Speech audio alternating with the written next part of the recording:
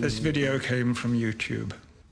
It's trending on Twitter. Why is it not on the news? The Mandela Effect. Wait, what? It's the Mandela Effect. The lion will lie down now. Come on! I'm starting the show here! We're rolling!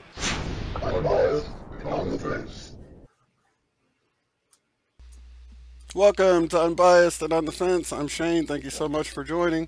Today we have a special guest from Talk is Cheap, K2D4 Network. Dan, how are you doing today, Dan? Good. Thanks for having me on, Shane.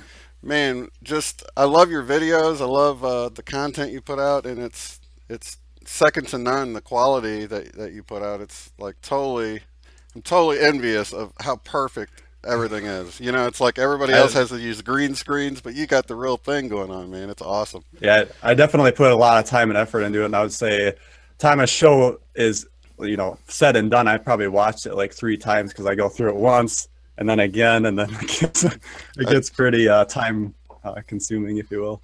Oh man, I bet so, man.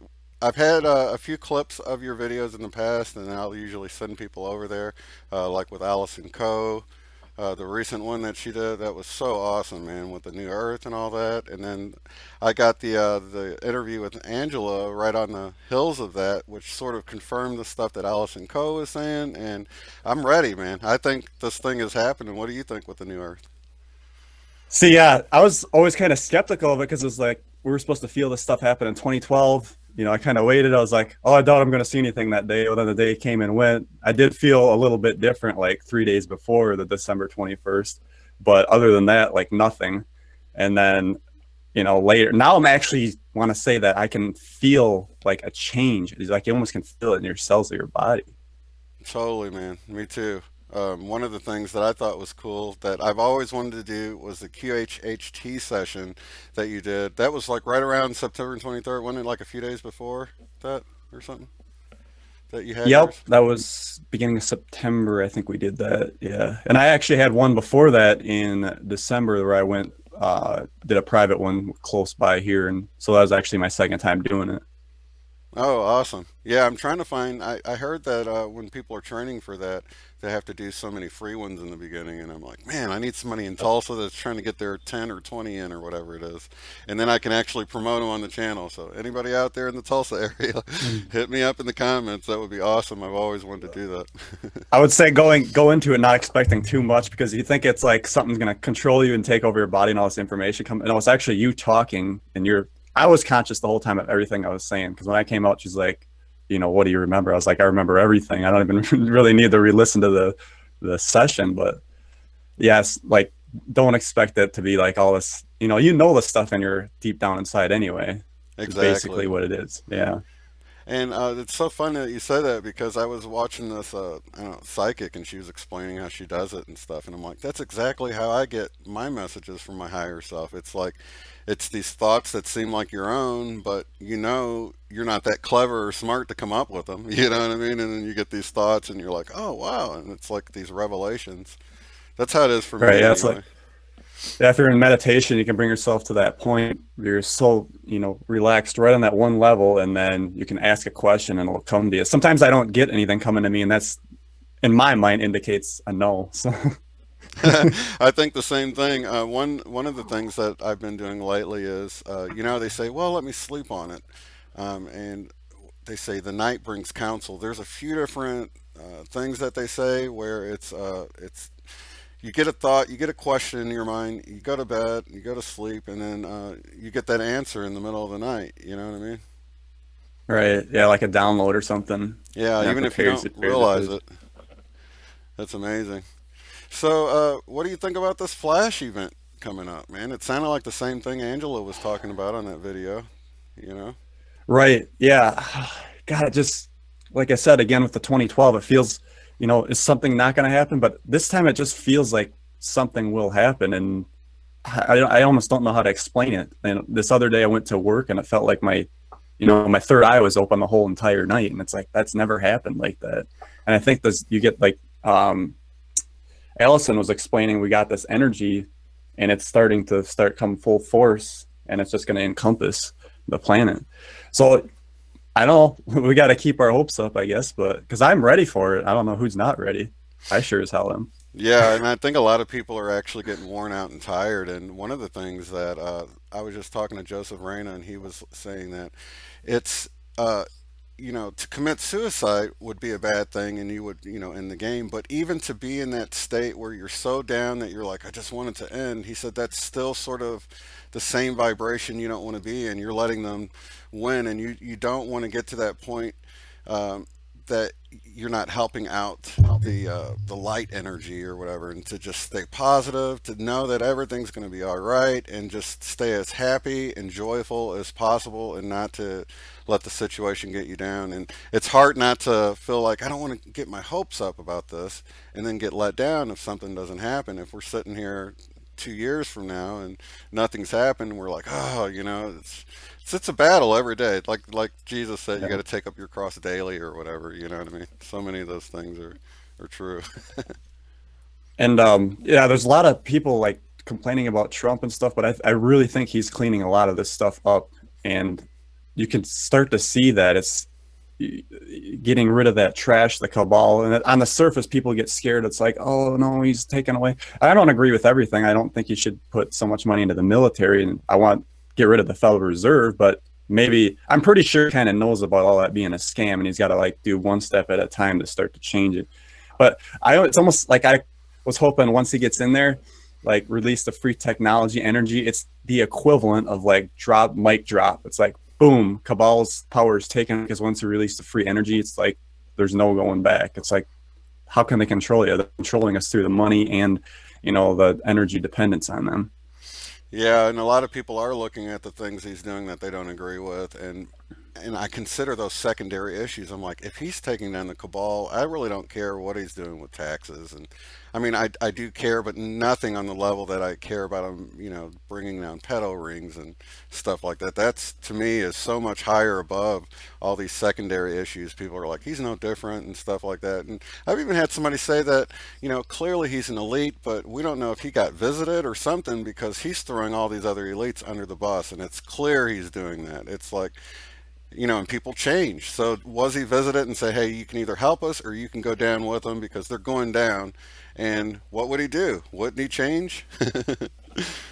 Well, yeah, the rumor is he's with the Earth Alliance that's trying to bring all this stuff out, the corruption, and that's good.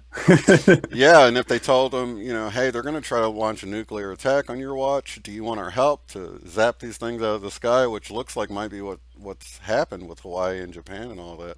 You just don't know. I believe Hawaii was a real missile, and that was probably done by CIA's secret program. They have secret their own Air Force, their own Navy, all that stuff. And I think that there was actually a missile shot to Hawaii to try to bring in World War III with North Korea, but got intercepted, and then they just kind of hushed everything, because public doesn't need to know about that, of course. Oh yeah, people freaked from the alarm going off. So if they found out it was really a real thing, and then QAnon had that post where he said something like splash, like it got zapped and dumped into the ocean. So I don't know, man. Oh, I didn't see that. That's interesting. Yeah, because you don't just leave a message doesn't go off by accident like that says this is not a drill. I'm sorry, but that's no way. Right? Yeah, that stuff's all automatic. And the guy was like, "You pushed the wrong button" or something. I thought they were joking when they said. Yeah. Then I saw the actual clip. I'm like, he pushed the wrong button. Are you serious? That stuff's all automatic. You know what I mean? That's crazy. Even back with what was it? War games. You can see back then sort of how it worked, it went on alert, and I think they had to move the DEFCON number around, themselves or whatever, but so much of that stuff is automated, That's right. That's what the and it could be the other thing is it could be a hacker, but I actually don't think so. I really think it was a real thing. Yeah, I do too. There was even another theory that they did it to caused the NSA to dump a bunch of files to the mainland. Did you hear about that one? No, I didn't. Yeah, they said the White Hats did it because it forced an NSA dump from the Black Hats who had it sort of kept on the island over there, and it forced it onto the mainland in the case of an attack, so it wouldn't all get destroyed. And now they have access to those files. So there's a lot of interesting theories out there, and I'm unbiased and on the fence about it. Yeah, that is interesting. Huh. That's crazy, man. Well, exciting times. Are you going to have Allison Coe back on anytime soon on the channel? Once she gets more information, I'd love to have her back on because I don't want to keep reiterating stuff you already said. But Oh, definitely. yeah. You did. I see you had Angela back on. I just saw the video today, so I still have yet to watch it. I was just listening to it before we started the program here, but yeah, she got another mic. She shared a couple new things. Yeah, it sounds better. Yeah, she got a mic. It sounds a lot clearer, and then we had a little bit of interaction and stuff. So it was awesome, man. Wonderful information, and it's helped so many people. It's gone viral, really, through the community. So many people love the information. So she was talking about her son being, you know, the architect for the meditation chambers or buildings, whatever you want to call them. And then I've come across, there was this other dude on Ascension Diaries. What was his name here? Gulsiep. And then also the girl's brother, Josh, we were talking about that disappeared in Hawaii. All three of those are doing the architect building of those. I thought that was kind of interesting. So, wow. You know, one passed away, but the other two went through portals. So are they just recruiting the constructors first? You know, and then our job is to sit here and inform people and then, you know, get this moving. I thought that was interesting. That is wild, man. So it's like they're really on some other plane of existence, working on something and preparing for this whole event that's happening. I just wish we had more information about when, you know? It's like, and it's hard not to get worn out and tired waiting, but... It is, because I don't want to keep butchering the hammer, but after 2012, I gave up on all of it. I had a burning desire to do like an audio. I was going to do blog talk radio, and then I never quite did it. This was before YouTube took off. And then I just left it sit, and then something sparked me again. I can't remember what it was, but then this is why I got the Talk is Cheap program, got going with that, you know, just burning desire to do it. And I think really it's like you, Shane, it's our job to inform people about all this stuff and get guests on and bring down the hammer. It's so funny. Before the Mandela Effect sort of kicked me in gear about a year ago. It was in March of 2017. And right before that, man, everything just felt so meaningless. I felt like that one book in the Bible called Ecclesiastes, where he's like, everything's meaningless and chasing after the wind. And I just felt so much like that. And then I started the YouTube channel, named it Unbiased on the Fence. Seemed like I was just kind of coming up with something. And because I figured how you learn so much more when you don't get set in a certain worldview. So that was sort of the premise of it in my mind. But I had like put like one of those Vesica Pisces on accident in the logo, and all these things that now I see, like it was intuition that I did it. And then right after that, the Mandela Effect hit, and I don't know that I would have been able to set up the channel at that point if it wasn't already going, you know, but I couldn't help but talk about it. And that's like 90% of my videos are like Mandela Effect videos, and sort of discovering the messages I've gotten along the way. So yeah, man, I've felt this drive since this happened. A lot of people look at it as a bad thing, but for me, it was a kick from the left brain back to the right brain, to the more spiritual side of things, and not just looking at how things look, you know, sort of like the thinker statue. He went from the third eye to just kind of staring at the ground, looking like he's the dumper rather than the thinker. Oh, is that a Mandela Effect? Yeah. I didn't even know that. Yeah, I'd heard about the Mandela Effect for a year, and I had one of those thinker statues as a kid with the fist to the forehead, like over the third eye. And I remember hooking my finger in it and carrying it from it was a garage sale. My mom bought it for me for a few bucks and stuff, and I remember drawing it over the years. So when it changed and I couldn't find the original one, man, that's the thing that woke me up for sure, you know, because I had heard about Fruit Loops and things like that, but I just couldn't get over that hump of disbelief, you know, even though I knew. Was there a point in time where you seen the change and then you looked on the internet, or did you find out about the Mandela Effect first and then go and look at the statue? I heard about the Mandela Effect, and I looked at like Fruit Loops and Looney Tunes, and I knew they changed, but I was like, oh man, my memory, you know, who can pick the impossible over the memory? You know, for a lot of people, I think they just have a tough time. And then a year later, someone mentioned the Lion and the Lamb scripture changing on a broadcast. I'm like, oh, he must have said it backwards. And I looked it up, and that was when I looked more into it and saw the thinker, and I was like, holy crap, this is for real happening, you know?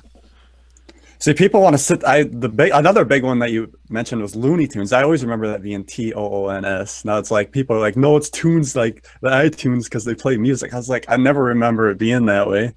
Yeah, and then they'll point out the Merry Melodies, and I'm like, well, they've already got a name for the music. It's Merry Music and Looney Cartoons. I mean, why would they? You know how trends are. They were starting this cartoon trend. Why would they name it after the music when it was the hip thing? You know, cartoons were the new thing. That's just not how it works. Yeah, like tunes like cartoons, and they got Looney Tunes that's spelled Tons. So exactly. Give me a break. And I remember being a kid and thinking how it was sort of clever that the way they did that and stuff. But even then, when I didn't really realize the Mandela effect, I'm like, maybe I thought cartoons was spelled that way, and I rationalized it different ways, you know. But it was happening. What was how did you come into it? Did you see the changes and then look into it, or? Actually, my coworkers well, I guess I didn't see him directly. I heard it through the grapevine through my brother, because my brother goes up to the other headquarters building. He said, you guys should look into the Mandela effect. And I was like, you know, I didn't know anything about it. And I was like, yeah, bullshit. I don't know if we can swear in here, but oh crap. I don't believe it. I'll look into it. And then I was like, oh, wow. And then I started finding the substance, and I was like, I totally remember like Fruit Loops, Fruit, Fruit Loops. I don't like, and I was like, okay, maybe they're modernizing it. They're changing the letters just to be hip or whatever. Go back and look. No way. It's been that the whole time. It's like unbelievable. And then I did that episode, and I think you can see it in the video that I kind of blew the doors off my two co-hosts. It's like, they're like, that doesn't sound right or look right. So, yeah, to me, that's a huge one, man. It's like, and still, it was hard for me to get over that in the beginning, the disbelief of it. I just thought I must be misremembering or something, but it's a mind-blowing thing, and I couldn't see why people were freaking out in the beginning. Before I realized it, I'm like, why are people freaking out so much about this? But when you really know it's happening, it hits you deep, you know? Yeah, I mean, I still want something, you know, more substantial. Maybe I open my bank account and it's bigger or something like that. But it's cool to think about, that's for sure. Yeah, I heard that. Another big one that I always think about is Dolly's braces from the Jaws movie, the 007 movie. Did you see that change? What's up with that? He had metal teeth, and he smiles at her, and you know, there's a little bling on his teeth, and then the actress smiles back, and she used to have braces because that was the connection. She doesn't have braces anymore. What? And it's like, yeah, and the scene I didn't even know about that sense now. It's like, and somebody said, well, I'm like, if there was a timeline, because I used it as an example of why I don't believe timelines are merging in a way like people say, is because if there was a certain timeline where she didn't bring her braces to work that day, and they would have either rescheduled it or cut the scene out. The show must go on, I understand that, but they wouldn't have just filmed it and put it in there because the scene requires her to have the metal on her teeth to make this connection. I mean, it was like a 30-second to a minute clip, and that's the whole purpose of it, you know? He sees her, he gets stalled, you know, because he was chasing 007, and she catches his attention, she smiles and gets his attention with the braces. I mean, that was the humor of it. And now you look and her teeth are perfect, white, and no braces on them. It's trippy, man. Oh, yeah, that makes sense. I never even thought about it. You know, her both metal mouths, basically. Yeah, that's a good point. Yeah. Yeah, that's trippy. And I remember even like cable commercials where they show clips of New Zealand being either right next to it or up, and it's actually down now. So it's like, wow. See, there's a lot of geographical changes that I didn't really notice because of the way I just never paid that close attention. But I had this piece of artwork I did where there was I put letters, like lined the letters up with the continents, and then I opened that file. It was from like 2011. I opened the file, and my letters weren't on the continents anymore, lined up perfect like I left it. I actually had the map on a hidden layer in the Illustrator folder, or in the Illustrator file. It had changed within the file. You know what I'm saying? Like impossible. Okay, so yeah, so the text is superimposed on your map. Exactly. I used the map as like a guide, and basically took the word love in like 2 dozen languages, and I just kind of like lined it up with all the continents and everything everywhere. It took me like almost a year to do the whole piece of art. And when I opened it back up, my letters hadn't moved, so I almost have a copy of what the map used to look like. There's two things that were changed, so I don't know if the whole continent moved. South America still is moved to the right, so I don't know if all of my letters moved over with it. But like the west coast of South America is further out than where my letters went, which is really That's odd. trippy. That's interesting. I'd like to see that map. Yeah, I'll send you the video of it, and if you have Illustrator, I could actually send you the file, and you could look up real close, because it was like, I don't know, like 15,000 pixels wide, because I wanted it to be able to be blown up. It was for a contest, so I have proof that it's in the condition it was in, like in 2011. So if I would have had to do this like 5 or 6 years in advance to fake it, and I've got third party sources to prove it. I got Facebook, Fine Art America, where you can see I uploaded it in October of 2012, and then where I entered the contest the year before that. So I couldn't fake that, you know, unless I was a hacker or something. And it's off on those too, then, huh? On that, yeah. So it's like I've been trying to sell this piece of art that isn't even our map anymore. I had no idea, though. You know what I mean? And it doesn't have the map that changed in it because it was on a hidden layer. I only used it to line everything up, and but it was still in the file. So when I opened it, I could see how things had changed. It's trippy. The only thing I was thinking of, maybe you had like a font downloaded or something, so that would be different and shift. But yeah, if you had uploaded somewhere else and it's different, that's the proof in the pudding right there. Exactly, and you can actually see the creation date on the file, because I've moved it from hard drive to hard drive over the years as I backed up stuff, you know, and it's still maintained that original date on there. So that's really cool that I've got that little piece of evidence, and it was a vector file, so I like would grab the points and move them to the edge. So it wasn't, I started with a solid font, but I would add little points to make it line up with the edge. You know, I wish I'd put more detail in it to it now, to where, but it's enough to see it's changed drastically. But the best thing you could have did was trace every continent and every state, and then we could superimpose that. Yeah, I make the joke with whoever did the changes got to my file, and they're like, "We're not changing all these letters, man. Too much work." Yep. So yeah, so New Zealand. Is it that New Zealand moved up, or is it that Australia moved up? Or that's I meant the other way good around. Question. Yeah, I don't know, because remember they always said Australia land down under. Now it's not anymore. So yeah, and I started noticing how much closer it looks like. You could take a boat right across pretty quick to the whatever's right above there, Southeast Asia or whatever. There used to be a lot more water between there, I think. You know. Yeah, there's a lot of islands too in between there. It's so funny. One of the things, that's one of the things that I noticed the most with the map I was just telling you about, is there's all these islands. I mean, hundreds more islands. The Maldives Islands, they're on the map now. It's even got the word. Like the map added the word in there, man, of the islands that weren't there before. And I have no letters on top of it, which means they weren't there at the time that I created that piece of art. I was actually so thankful that they weren't there. It would have taken me a whole nother year. There's so many islands, man. And there's a whole bunch of islands to like the west of South America. The best thing I like to think about is, you know, was there like a day where it was just like, boom, switched, or was it kind of like a gradual shifting? Like, you know, some things changed, some things didn't. Just, you know, you don't know what's going to change and what's not, so it's so hard to tell, but it's interesting to think about. Have you experienced any flip-flops yet? Flip-flops? Where something changes and then changes back? No, not to my knowledge. Okay, I didn't believe in flip-flops until it happened to me, man, but it just so happens when I first realized the Mandela effect was real, that the clip from the movie where he says, "Houston, we have a problem," had changed to "Houston, we've had a problem." And I was watching these videos about it, and I'm like, was it "Houston, we have a problem"? And I wasn't quite sure of it until it had changed back. And then there was these websites where they were saying, no, it's always been "Houston, we've had a problem." Although it had changed back, they were still arguing the point of the way it changed to. So there's that one. Then the Flintstones, the T in it disappeared and came back. Oh, yeah. Or yeah. Some people see that differently though, but I remember being a kid and like reading the Bible, the flint knives they use for circumcision, and being like, "Oh, is that where the Flintstones comes from?" So I remember the T being in there, but people say it used to not have that other T in there. So Yeah, I want to say I remember it without the T.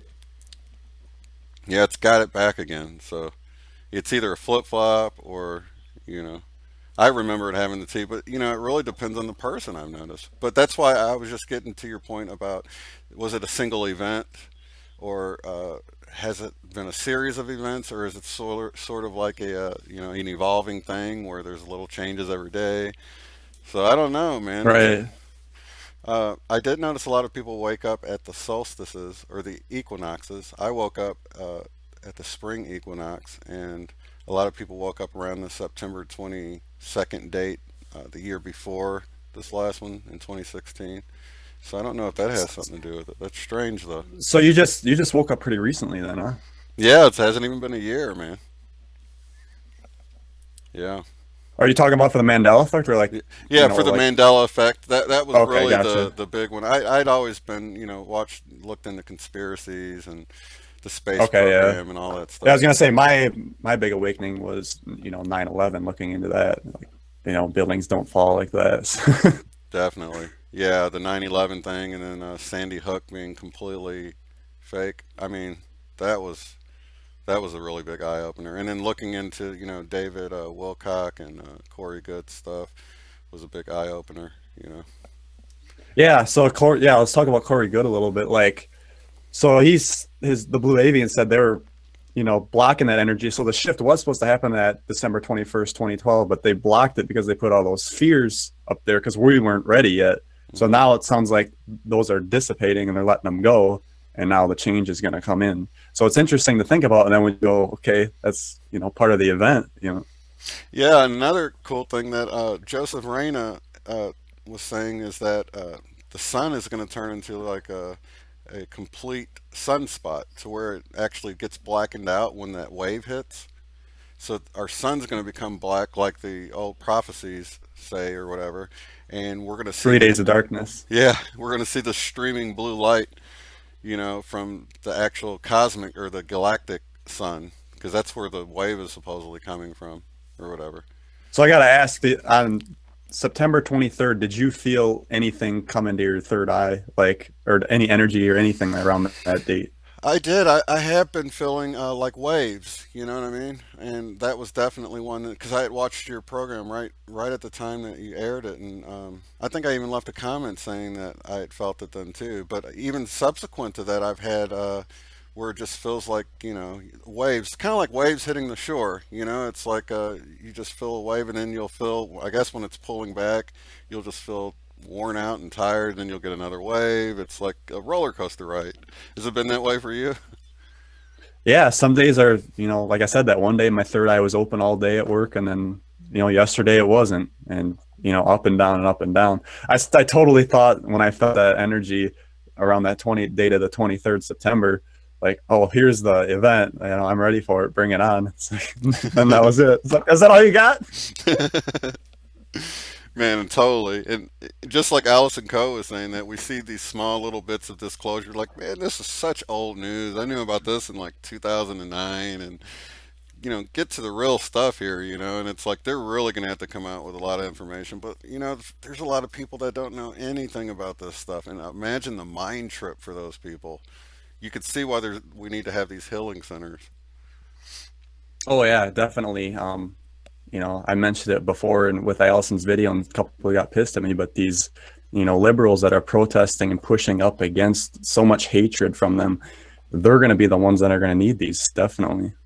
Definitely. Just resonating in that anger. I just try to stay away from any of that talk, you know. It's like you get in these chat rooms or during a live feed, and, you know, there's like all this hatred going back and forth about, you know, flat earth. I'm like, why fight over this? Nobody can prove it. You know what I mean? Either way, I'm not a flat earther, but I'm not going to, you know, call these people names with something I can't prove. Right. You know what I mean?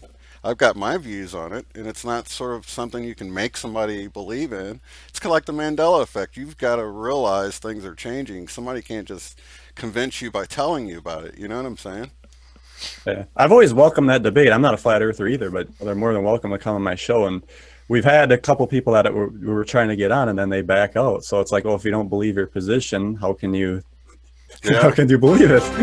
I've sort of believed in the hollow Earth for a while now. You know yeah, I do too. It's well, like Corey says, it's more honeycomb. They're gonna have bigger, slots that are gonna have civilizations in there, and people think I'm crazy for believing that, but. Oh, but it totally makes sense. I mean, the way the Earth moves around, you can totally see that it's definitely got some, some space inside of it that it's, moving about. And then with all the stuff that they use to support the flat Earth, a lot of that would apply to the hollow Earth. Like why we can't see, why they don't want to show pictures, because maybe it'll show a hole at the pole. You know what I mean? Right. Yeah. The biggest thing is, well, if it's flat, go to the Antarctica and try to fly over it and see where you end up. Yeah, that's true. Yeah, totally, man. And because that's the #1 question right there. And then they always say it's an ice wall. And then I was talking to this other guy. He's like, "Well, they're hiding something on the other side of that ice wall. I don't know what it is." And it's like, "Well, go figure it out, I guess." My most difficult part of it is just looking at the sky, the way the stars move, and you can tell where the sun is with the way the shadow is on the moon. And I understand people think that's all like a hologram display, and but I don't know, man. It's like if you're going to go that far with it, our reality is probably a simulation. In a way, and it's probably only loading in so much. But how does someone 1,000 miles away see the same stars in the sky as someone else? They're both looking up at the sky at night, yet you're seeing the same stars. If they were that much closer, it would have to be projected in a hologram way for them to be pulling that off. And that's just, I don't know, it's kind of hard to believe. Well, one thing to back that up, I posted a video on my Facebook page, K2D4 Network Facebook page. It actually, the guy was riding his bike and he stopped and filmed the sun. You can see the sun, it's distinctively off, to the right. But then there's this other thing that looks like a sunbeam, and it's like a flashlight up there, like it's really weird. And that would give some credible evidence to, a hologram projection being up there. But watch the video yourself and make your own conclusions, I guess. I've seen another one where it looked like it was, I think this one was shining the moon, making it look like it was projecting the moon. You could see sort of a beam going at the moon, but I don't know. You don't know who's faking what, and yeah, you got the moon. Have you seen the moon wave video where they show like this wave? Yeah, that ripple wave, yep. And I'm like, man, if you had 2 simultaneous cameras filming it, then we could rule out some kind of anomaly with the camera. But without that, my mind's just going to say it could be the camera, Mm-hmm. It's hard to... Absolutely. It's hard to jump on board with anything unless you have some really good proof. Same way with the reptilian morphing faces. I'm like, if you had 2 cameras pointing at someone at the same time and they were both showing these reptilian eyes, then I could rule out video artifacts. But it's so hard to get over that hump that you're seeing. It just seems like video compression to me, you know what I mean? Right. Yeah, and then actually, lights can play a little trick in the hand in that, if you will, where I saw that one with George Bush too, where he looked up and it's like, holy crap, those are just slits. And then I don't know. Yeah, there was one with Justin Bieber in court that went around, and someone found the original one and played it side by side, and his eyes didn't do that. It was completely compression. He showed it. Okay, yeah.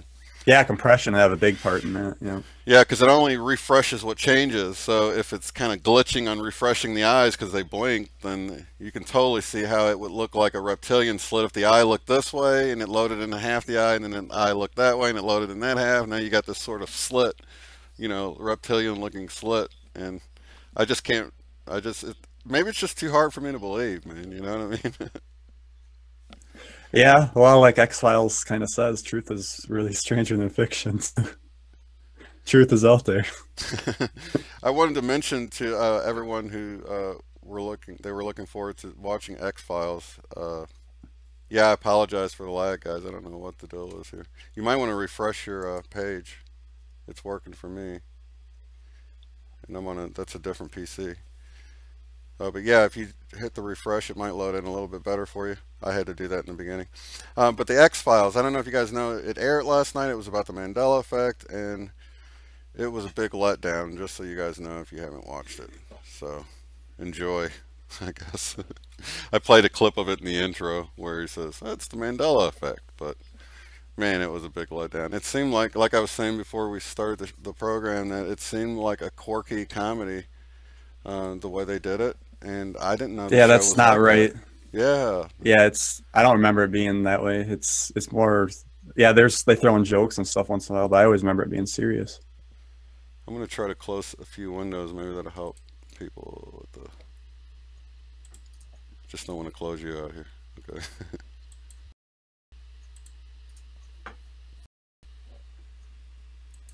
Oh, this one will help. There we go.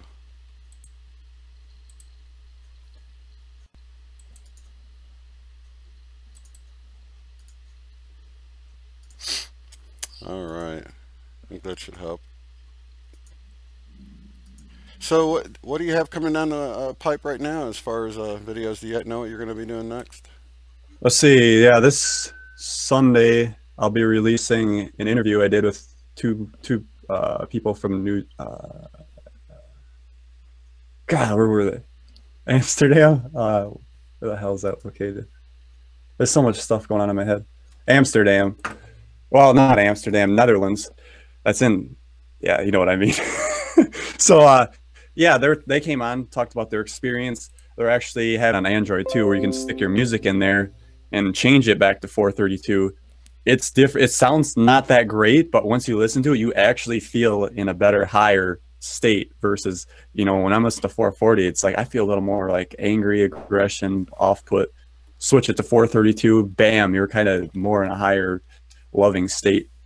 Unbelievable. But yeah, I always, in the morning, you do a meditation, usually an hour and a half, and I listen to 432 hertz every time. So yeah, I sleep to that. I put on you know, just 432, or there's a 528 or 5 something. Yep, 528. Yeah. Yep. So I'll try each one out. I don't really know that I can tell a difference, but I always favored 432 more.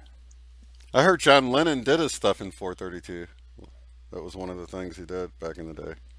Really? I'd have to look into that. I only knew about, you know, Mozart's stuff was a lot of 432. Yeah, and it was the same thing with, they were saying with the cell towers, they picked the frequency that messes with us too. So that all sort of ties in, and that was, they said when they first put them up way back, they had like wells beaching themselves and stuff, and this was like in, I guess those were probably radio towers, because I think it was the 60s or something like that. But it's hard to believe they'll purposely do that when they have family out there too, you know what I mean? Yeah, I think it's so compartmentalized that you got one person making all these, okay, you got to do this, because we're told to, and then, you know, it filters down, and well, they're just following orders, doing what they're supposed to do. But yeah, why screw with everybody and make it worse? It's like, imagine the world we could be living in. Oh man. And you know, something else that dawned on me when they started coming out with these higher and higher speeds on the cell towers was that the way that someone would be calling you before, and you would know, like right before they called you, you'd be like, oh, so and so, and then the phone would ring, the person you were thinking of. And I've noticed that doesn't happen much anymore. It's almost like whatever these towers, the increased, I don't know, power in them messes with that intuition of knowing someone's about to call you, or the feeling of them thinking about you, or whatever it is that makes you know they're about to call. You know what I mean? Have you thought about that? That's interesting to think about, because maybe now they're talking about 5G. Now that's going to screw with us even more. So, yeah. so we're being microwave radiated, I guess. That's wild, man. So, and it's all done on purpose. And like you said, the compartmentalization, people are just doing their jobs. You know what I mean? Go put this up, go connect these wires, and blah, blah, blah. And nobody knows the wiser, just like the way they make nukes, and nobody really knows what they're making. You know, they're making one little part, and then just the few that put it together at the end are the ones that really see what's happening. So there's no telling what's going on there. Absolutely.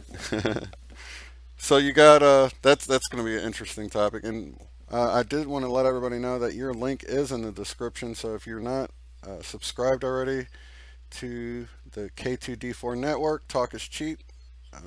that link is at the very top of the description box, so you guys can follow his work. He does great videos, man. It's the quality is just, when I looked and saw your subscribers, I'm like, dude, you should be in the millions. You know what I mean? It was like, wow, this is like I said, it's second to none, and I'm not really saying that. I mean, it's like, dude, it's like as good as you see anywhere. You know what I mean?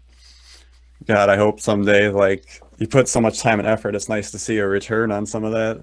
Yeah. Now, do you do anything else? Like, do you have like a podcast or anything else you do with the channel? Oh, I just basically, so I got K2D4 Network, and then I got the sub channels under it. So, you know, one we do reviews on products. I got one I do reviews on Apple stuff or Apple tips. And basically, I want to say my focus is really Talk is Cheap, because that's really my heart and soul, and that's where I funnel a lot of it, because my time is limited. But once in a while, I get companies that say, hey, can you review this product? Sure, it's not a problem. I love reviewing products too, so. Oh, that sounds fun. So did they just send you one, and you can just, that seems like that's a pretty cool thing. Yeah, they send me the money on PayPal, and I just buy it on Amazon, so it's cool to do that. Oh, okay. So you got a lot of cool gadgets. Do you have like drones and stuff like that?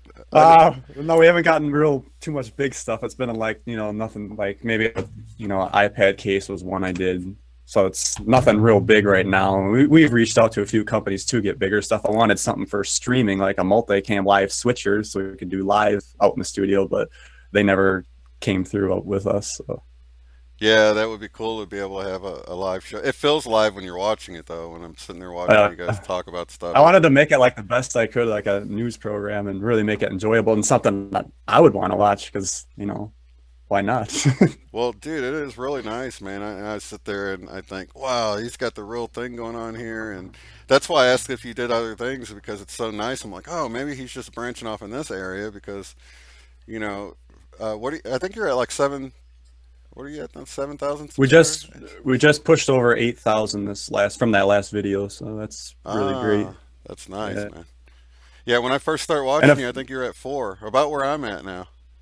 Wow, yeah. Hopefully it'll just start spiking. I mean, I can kind of see it already, but if I could put out more content, maybe like you, I could get it up quicker. But that doesn't always mean anything, man. There's people that do stuff like twice a month, and you know they've just grown so much faster. I think people, you know, I don't really hop on board with anything, and I think people like-minded people instead of and I do have a bunch of subscribers that are like-minded. They don't, you know, they're open-minded truth seekers. And, but, you know, if you get somebody that's really ultra religious or something, and I'm bound to say something to piss them off at some point. So it's just unavoidable. I get a few of those. And I've learned and grown so much as a person when I really came to the understanding that, what do I really know? I really don't know anything at all. You know, there's not much at all. I can really just throw all my, you know, marbles into one basket and say, I'm sure about this. So once you sort of look around, you can see that everybody's got a little piece of the truth. And if you're sort of on the fence, you got this better perspective of this person has a little nugget of truth. This person has, you know, and you kind of pull all these groups. And I think as a collective, we need to rise above, because most of these things, that groups and religions that we think of as being the chosen one, is really just man's division. You know, that's how I look at it. I feel like we need to all rise above all of these things that divide us culturally, religiously. We need to sort of get out of the man-made religion and become a family, just one, you know, becoming one. Yeah, absolutely. Everybody should think for themselves, and like you said, everybody's got a different piece of the puzzle. You know, let's just put it all together, do what makes sense and resonates for you, and then go from there. And that might lead you some other place. That's what I like about doing my show. It's like, you know, I'll have a topic, and then somebody will say something else, and pretty soon I'm way over here and opening up a whole new world. It's the same way for me, and people think it's a one-way thing, and I'm like, no, man, your comments send me down these little paths. Have you checked out this person? Have you checked out that? And I'll go check it out, and then that opens up all these possibilities. So, and it's like what you were saying earlier about the compartmentalization. it's like if we all have a little piece of the truth, but we never come together and put together the big puzzle, we're never going to see the whole thing if we don't work together. You know what I mean? Absolutely. So, man, this has been an awesome talk. Are we running into an hour here? We got about 15 minutes left for a full hour. Let me get Okay, I'll say one more little nugget here. Yeah. You know Dolores Cannon, right? Oh, sure. Yeah. Mm-hmm. So somebody was chanting her, and I thought it was real interesting that she said, this was, it was either 2016 or 2017. It might have been 2017. I saw it. Just wait, 2018.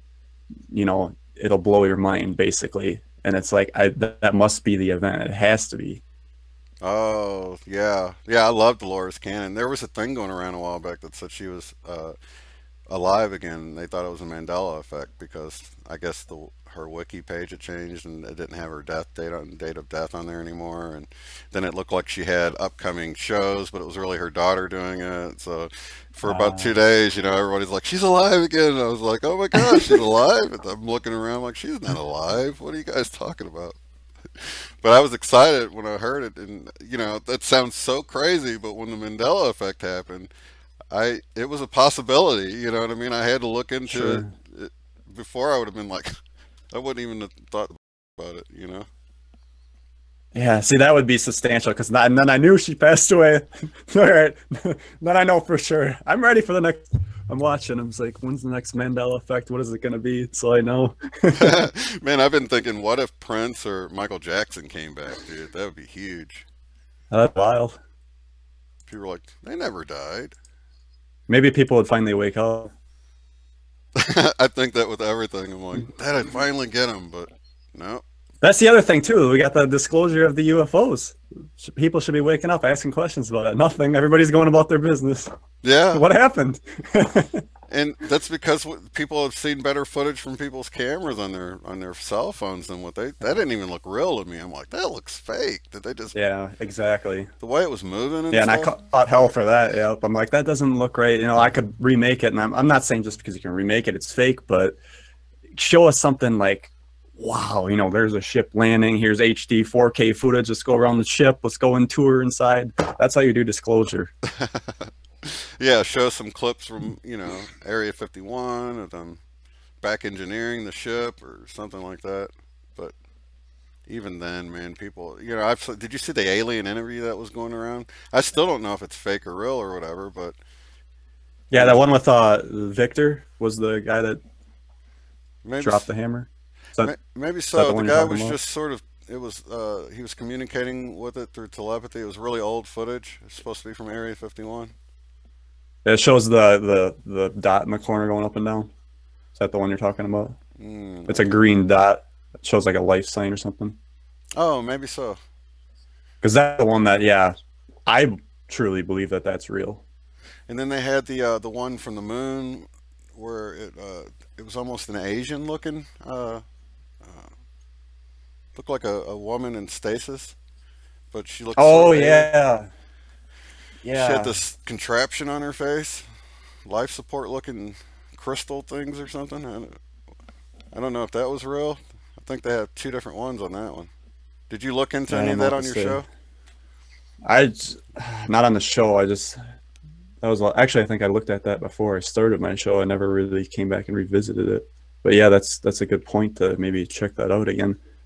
And then there was the giants. Did you see the one where they have footage of giants that look like the Anunnaki giants in stasis that they brought back? I think they showed Saddam Hussein in the newspaper being hanged at the time that they were filming it on their camera or whatever. So this would have been like, 15 years ago. Are you talking about the one Corey Good showed where they're in stasis and they got the coins on their eyes? Maybe so. Did they have big beards or? Yeah, big beards. Yeah, that was amazing, man. It was like and then yeah, there's a person saying that that's fake. So I don't know. There's always going to be somebody that's saying it's fake, and you really just got to listen to your own intuition and go with it. It did have a funny feeling about it when you watched it, like it was real. You know what I mean? And everyone was huddled around it, filming it, and I don't know. That seemed. I don't know. Some things that are fake, you just have a fake feeling about it. Like I wasn't sure about that one alien interview because it could have been a robot or something. But with that, man, it looked like everybody pulled their phones out and were recording it, and it looked like it could have been legit, you know? Yeah, you can pay people to do anything, don't you? Like that on the Men in Black episode, you can pay two people to, or not even pay them, just ask them to sit there in two suits and act like. Yeah, you could totally imagine out when you guys showed that in the video where they were standing there waiting on the train and stuff, and you know, you can tell the guy's maybe nonchalantly recording him, like maybe he had the phone to his ear, but acting like he's on it, but it's really recording him, and they're just kind of looking around. You could totally see it either way, you know, either it was legit or two guys in costumes sitting there, you know. That's the problem with like hoaxers. It's like they kind of really wreck the truth movement because we could be so much farther and then people are making jokes out of this stuff, and of course it's a lot easier to, you know, put in an artifact on a video and fake stuff, and it's like, come on, don't make us go backwards. We're trying to move forward. I know, man. There's always got to be that, you know, somebody throwing a monkey wrench in the whole thing, you know. And I feel like people that are purposely deceptive like that, either for getting hits on their video or whatever, that's still being deceptive, you know. It feels like bad karma would follow things like that, man, trying to trick people, you know. Yeah, I'm sure there's going to be a price to pay. It's one way or another. Yeah, because you're sort of making people not, it's the whole crying wolf thing, you know what I mean? Mm-hmm. Well, the QHHT, I wanted to ask you more about your experience with that, man. Is that like, did you get to, in the first time around, did you get to look at any previous lives or anything like that? That was interesting. That you actually every session you do, they always do the previous life first. And I want to say that one is probably more authentic than the last one I did, because the last one wasn't on planet Earth. So was it real or was I making it up? You always have that in your head. But the first one, I was in London, and I actually got to this point where I was on the bridge and I was ready to commit suicide. I had a wife and kids, and at the last second, I decided not to do it. And I went home, you know, hugged my wife, and, you know, I was crying. And it was, the reason I was doing that was I got fired from my job at the time. And it's like, wow, can I make that up? I suppose I could, but it was very visual and you could see everything, and it's just, it was out of the blue too. It's like, would that have been something on your mind? You know what I mean? Right. Yeah. That's trippy. Yeah. I the only thing I've done that's anywhere near that is I did this mirror exercise, and I just did this like last week, where they say you put the mirror up and you put a candle between you and the mirror, and then you just stare into your own eyes and ask your higher self to show you previous lives. And dude, it was trippy, man. And about 3 or 4 minutes in of staring at myself, I saw my face, like my mustache went away. Whoops, sorry about the mic. And my mustache went away, and I looked like one of those Indians, like sitting around the campfire, you know. And it was, dude, it was so, and when it happens, when your face changes, you feel startled, and it pulls you out of it like immediately. So you only get to see a flash of it. But I saw like a Middle Eastern looking teenager at one point. I saw a really old, you know, Chinese or Japanese woman. It's crazy, man. And you know, so what's the procedure on that? You just put a mirror up and set a candle next to it? And... yeah, you put a candle between you and the mirror, and you just stare, you know. And I did it right here at my desk. I just leaned it up against my my screen and had the candle there, turned out all the lights, and as you're staring into your eye, actually I just stared sort of at the at my third eye in between my eyes. You don't want to relax your eyes to the point that you see 3 of your eyes, like your eyes are sort of relaxing outward. You want to keep your face looking clear, but your eyes relaxed and staring at one place, because the moment a face comes, you'll feel startled and your eyes will move and it makes it go away. You'll see your face again. But if you can stay relaxed, you can make it stay there longer. It's pretty cool, man. It's and then I try to do it later, and I had forgot to ask my higher self to show me previous, and nothing happened. And then my wife tried it and nothing happened, but my daughter did it, and she got something the first time but not the second time, and she was like, that was spooky. It's pretty cool though. You should try it, man. That's interesting, because I know exactly what you're talking about, where you got to don't focus but keep your eyes, because I actually had it was twice now, so now I know I'm not making it up. When I woke up I seen all this like writing, and then there was these colors, and then I just, you know, keep it relaxed, and it almost looks like Polynesian writing or whatever. I can just see the symbols, but it happened twice, and it's like, you know, I could kind of feel something. So is it light language? Is something being downloaded? Who the hell knows? But that was, wow, right in front of your face. Yeah, I don't know what the deal is with that, man. It's like, is it just your eyes playing tricks on you? I know that it wasn't so close that I can say my eyes were playing tricks on me, though. You know what I mean? It was like, especially like the older Chinese lady and the young Middle Eastern looking guy. If you get too close to the candle, it puts these shadows on your face, so you can see how it can make you look old anyway. But to have it change to this younger, teenage-looking Middle Eastern boy was like, oh my God, dude! It's like my face just smoothened out and transformed, and my head was even shaped completely different. You know, it wasn't even the same shaped face. And like I said, it's hard to get beyond that startled feeling that somebody's staring me right back at my face, you know, like just a foot away, and that, you know, it just makes your adrenaline sort of shock you, so you only get a little glance of it. And I wanted to practice and try not to freak out about it and make it last a little bit longer, but it's just to see a foreign face there. Because I kind of felt like if you could relax and keep staring at it, you might start remembering parts of that life. You know what I mean? But, yeah, that's what I was wondering. You didn't get any flashes about any of the life at all? No, it's as soon as my face changed, it freaked me out, man. And, you know, just can't help it. So I'm gonna have to try that. It's pretty cool. Yeah, I learned it from another YouTuber was doing this, where you're supposed to just stare at your face for 3 minutes in the mirror, but with the lights on. And when I looked into how to do that, I saw this thing, and I was like, oh, let me try this out. This seems like it holds a little more promise, because I tried the other thing and nothing really happened. So, but that'd be interesting to do. Oh, hell yeah. So yeah, it's really crazy to think we've lived all these other lives and we just can't remember. God, I just can't wait till the point, you know, when this stuff comes in, we could actually have access to all that again, and then maybe we could actually move on instead of, you know what I mean? Yeah, and instead of recycling over and over again. But one thing that helped me, it helps me now, when I start feeling depressed and down, I think to the future. How many times has something happened where you feel like life kind of is sucky, but then you look back on, you're like, you know, those were pretty fun times. You know, I did that with the band. We were traveling around and stuff, and it just kind of got old. And then like later on I look back and I'm like, man, those were pretty fun times. And I think we're going to do that about this time. So if you can sort of project into the future and think back to the time before everything finally came to a head and happened, and think, oh, those were pretty good times building up to this big event, that can sort of pull you out of that impatience and that depression you feel when you're sort of feeling down and impatient. You know what I mean? So that's what I've been doing. That's interesting. That's interesting you mentioned the band thing. Now I remember why I came back and decided to do the show. I was in a band, you know, I put all time and effort into it, you know, making videos for the band, getting out there, doing all these shows, you know, not making hardly a dime on it.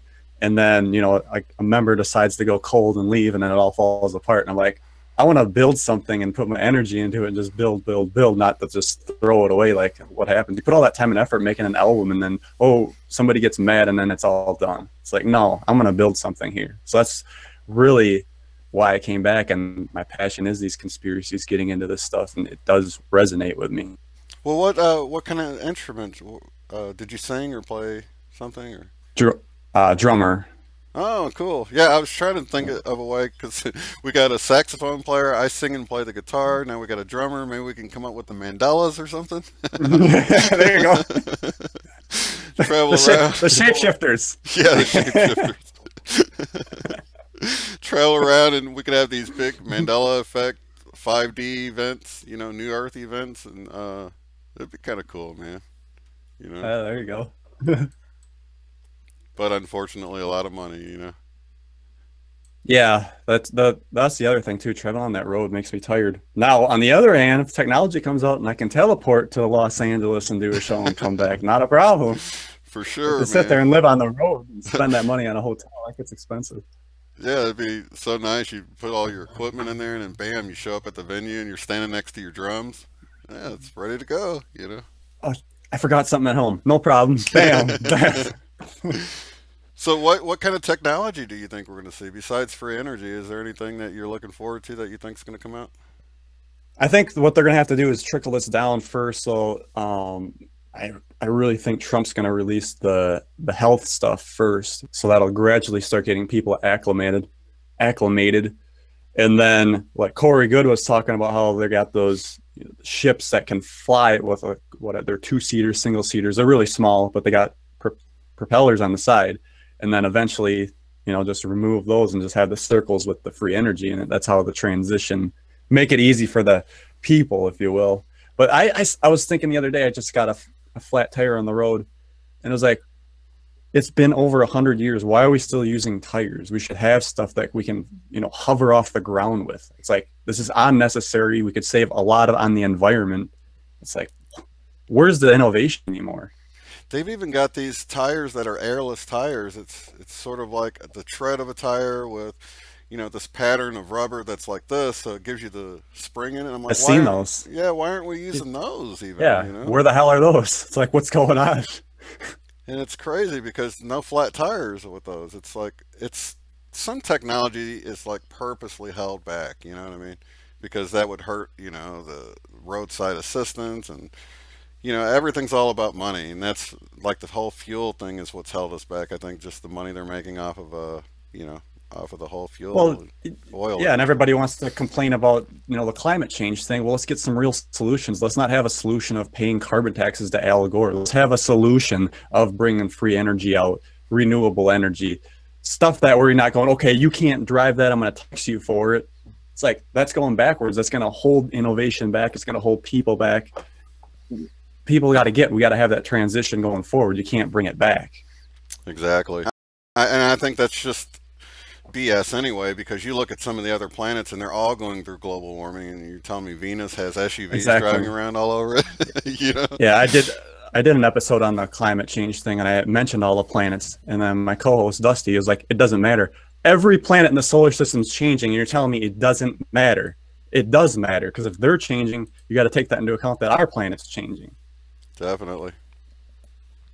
Sorry about the stream quality, you guys.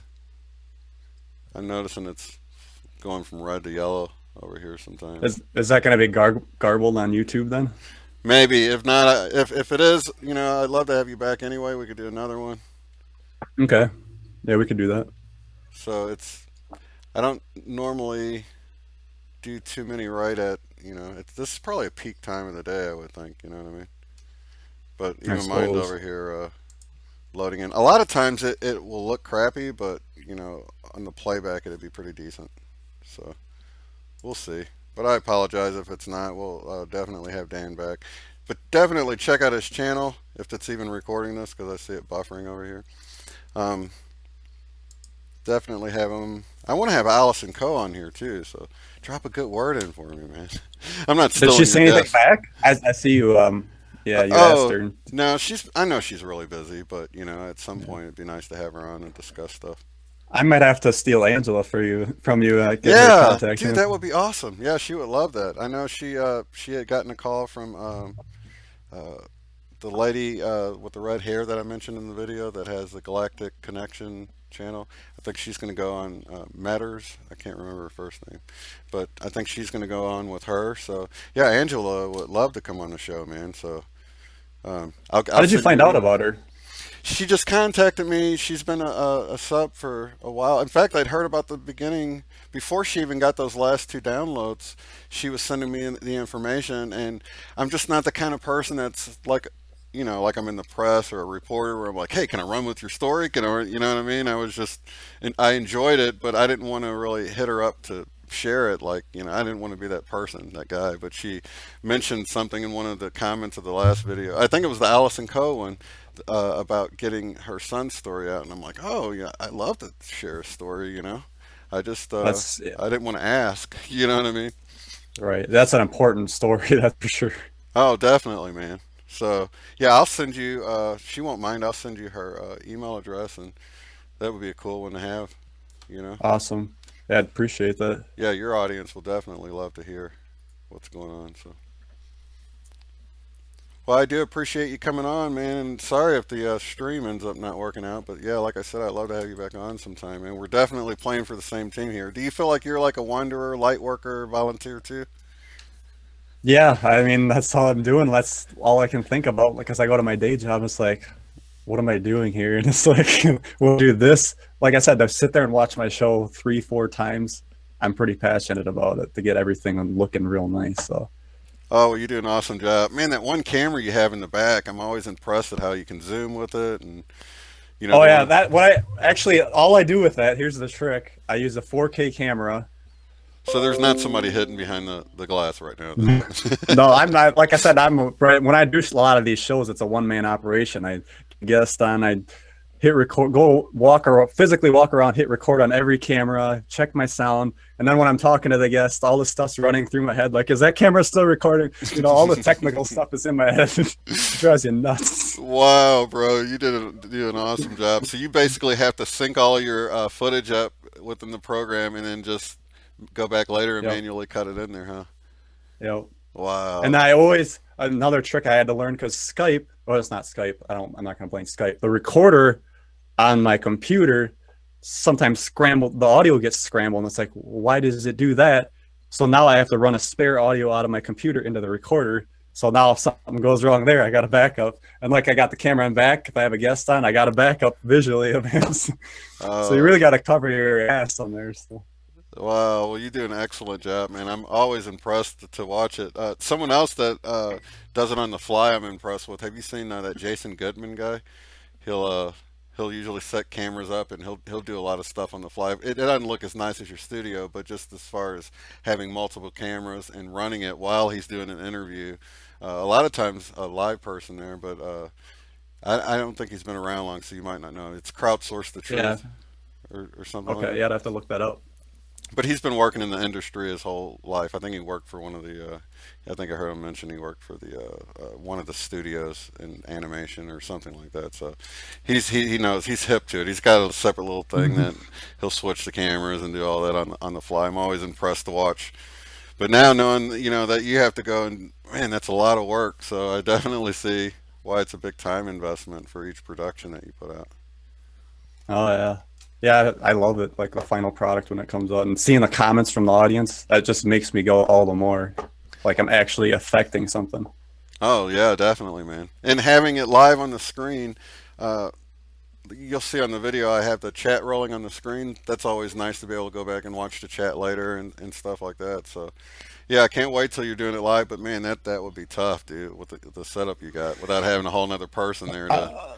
Yeah, I've thought about it. It took us the longest time to finally get ready to have a Skype guest on to do everything the way I want to do, and we finally got there. Now everybody's kind of pushing live. Well, if I do live, there's going to probably be a lot of I cut all that stuff out when I edit, so that's why it seems so smooth when I do it. So we're doing a lot of I do too, but see, I don't have other cameras to go to, so I'll just kind of jump around as I cut little things out and stuff. But you could go to another camera and it's kind of goes unnoticed, you know, if you got to. Yeah, I do a lot of that. It's like sometimes, I think it was on this last one I was editing, the Organism 46.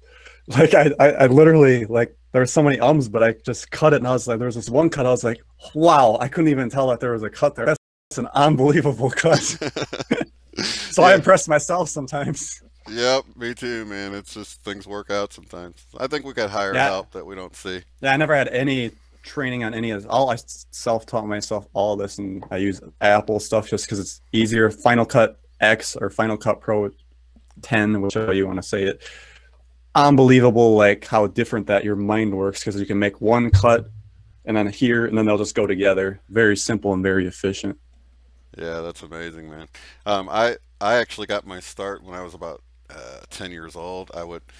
Once we got 2 VCRs, we got like a replacement VCR, and then I figured out that you could like play one and record in the other one, and I would put like my favorite like car chase scenes and scenes from like Top Gun and all these cool movies, and then go back and add like when I was all done adding all these movie clips with the VCRs, and the quality was horrible because I was losing generations you know, every time I go back around. But yeah, that's how I started when I was so young, and it's so funny to see how I was doing that at that age, and I've sort of evolved with the technology and stuff. I remember doing that all that VHS stuff. Now it's like if I ever had to rip anything off tape, it'd be like, holy cow. Could you imagine all those camera angles ever, ripping every one of them and then converting them and then getting, oh my God. But the era before that, they were actually having to cut the film, weren't they? And tape it. Physically cut and tape, yep. Oh my God, that just seems horrible. And I hear about animation was like that too. They'd have these clear gel sheets that they'd have to draw a picture on each one and then flip through it with the camera. And I was like, oh man, I would never do animation like that. That's why I'm so excited about the computer stuff, because technology is actually advancing quickly. Unlike cars, unlike, you know, the government, and unlike currency, everything's kind of just like so slow on where technology is just like bam. It's like, and then I think about our cell phones and all the stuff you can do and how much different things you can do with this. It's like, wow, we should be really grateful. I don't think when I was sitting in school that I ever thought I would have a phone where I could call, look on there, listen to all my music, stream any song that I want. It's like, that's unbelievable when you think about it. And when you think of how the processing power in it, and you think about your last computer, even the one you just replaced for your newer one, you're like, man, this phone is almost as fast as my newest one, and you know, smokes my old computer I got rid of. I mean, the processing, and it's all within this little device. How is that? Oh yeah. And then I'm just thinking about, yeah, Apple just came out with the 18-core chip. It's like, wow, that's unbelievable. That is crazy, man. And when you hear that, like the shuttle went up, and you hear it had like the processing power of like a Super Nintendo or something ridiculous, you know, calculator or whatever the hell they said. Yeah. And then when I'm making movies, what I was going to school for, they're like, the technology you're using right now is better than what they used in, say, like you know, E.T., and they were naming different movies. You're like, wow, I've got better technology than these really nice movies that came out not too long ago, you know, all within my basement or my house or whatever. Yeah, that's anybody awesome. can make a movie now. It's awesome, right at your fingertips. Even just on your cell phone, you can film it, edit it, all that right on the phone. It's like, wow, what a tool. I often think of that, you know, I watch the Jetsons, and they'd have those, you know, the phone calls where they'd see the person. I was like, I can't wait for those days. And I just realized the other day, I'm like, holy crap, it's here already, and I didn't even realize it. You know what I mean? It's like, I can't believe we actually had dial-up internet. It's like, God. Sound like a fax machine. Oh, what man. a joke. Oh, well, I see you got to get out of here, don't you, man? Yeah, we can start wrapping up. I do appreciate you coming on, man. It's like it's like your family, so it's nice to talk to another wanderer, volunteer, light worker. What name do you prefer? I just never know. Is there one you I guess I gravitate really towards? don't care. No, I don't. I never really thought of it. It's like the more I look into it, the more names that come up. They're like, oh, well, there's indigos, and there's like, oh gosh, why do you guys have so many names? Can we just kind of come up with one? And I was gonna say, I think they're all kind of the same thing anyway. So I just kind of like wanderer or volunteer. It seems more in service to others in a way. You know what I mean? But yeah, absolutely. Yeah. Well, it's nice having you on here, man, and we'll definitely have you back. I don't see any questions in the comments, although they probably have missed a little bit of it, but at least we had a good chat. How many viewers you got? Let me see here. 15 have. Oh, I can see it drop too. It looked like it was in the 30s, but looks like we. I suppose if you're getting a sloppy connection, yeah. But you know, it was hard to get things going to begin with, so I'm really surprised that we even got it going, man. Technology. We shall prevail. Yep, we shall prevail. Well, check his link in the description, you guys, and we'll have him back on. And until next time, have a good one. Thanks again, Dan. Yep, see ya.